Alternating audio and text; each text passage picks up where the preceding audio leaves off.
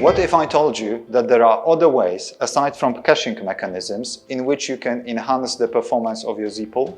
Thanks to the latest update of Up30 JovianDSS, you can utilize additional SSDs or NVMEs to raise the efficiency of your data storage even more with a ZFS special device that holds only specific types of data such as metadata or small file blocks. ZFS special devices are added during the configuration of a zpool. As usual, start with data groups.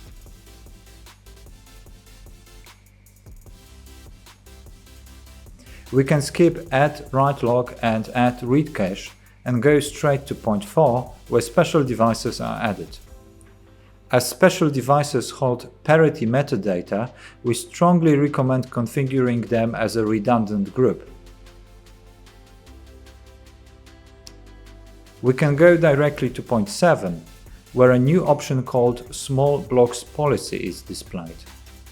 As already mentioned, special devices placed in this group are dedicated to storing specific data such as metadata, the indirect blocks of user data, and any deduplication tables.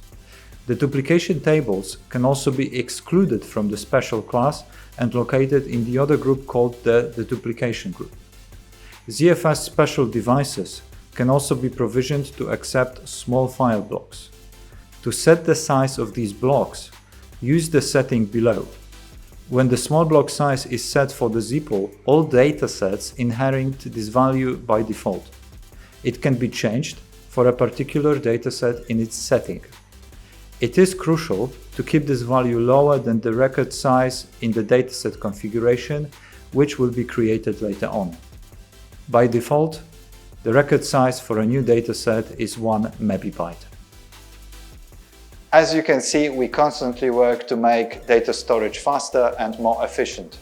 That's why you may consider subscribing to our channel and hitting the notification bell to find out all about our latest features. Thank you for watching and see you next time.